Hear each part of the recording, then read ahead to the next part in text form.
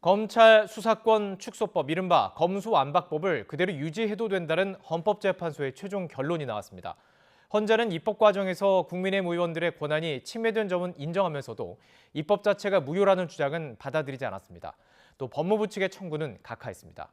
자세한 내용 현장에 나가 있는 취재기자 연결해서 알아보죠. 김다연 기자. 네, 헌법재판소에 나와 있습니다. 네, 이 구체적인 결정, 그 배경부터 정리를 해주시죠.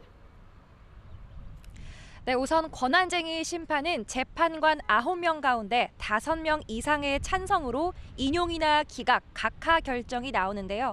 헌재는 재판관 5대4 의견으로 국민의힘 의원들의 권한 침해는 인정하되 검수완박법 개정 행위는 적법하다는 결론을 내놨습니다. 재판관 5명은 민형배 의원의 위장 탈당 등을 지적하며 입법 과정에서 국민의힘 의원들의 법안 심의 표결권이 침해됐다고 판단했습니다. 이 당시 법사위원장이 위장 탈당 사실을 알면서도 민 의원을 안건조정위원으로 선임해 실질적인 조정심사가 이뤄지지 않은 점, 또 전체 회의에서 토론 등의 절차가 생략된 점은 국회법 위반이란 겁니다. 하지만 검수완박법 입법 자체가 무효라는 주장은 기각했습니다. 앞서 권한 침해를 인정해준 재판관 5명 가운데 4명은 법 무효화에도 의견을 모았지만 이미선 재판관이 기각 의견을 냈습니다.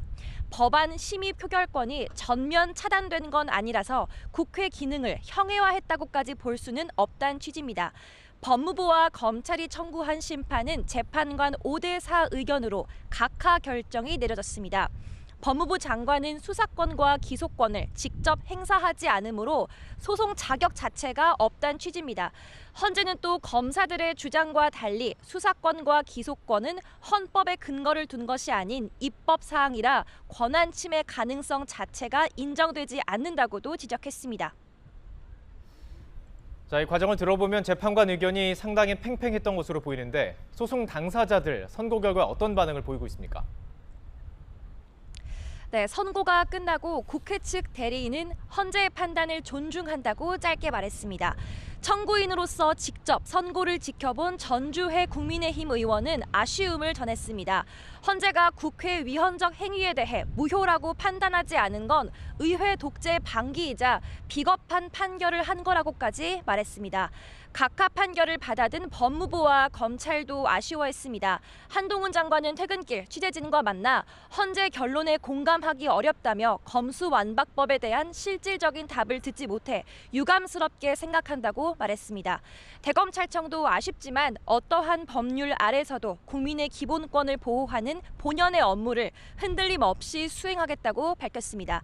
논란 속 검수완박법은 효력을 유지하게 됐지만 이미 법이 시행된 지 반년이 지난 데다 법무부가 이미 시행령 개정으로 검찰 수사 범위를 넓혀놓은 만큼 수사 실무에 큰 영향은 없을 거로 보입니다.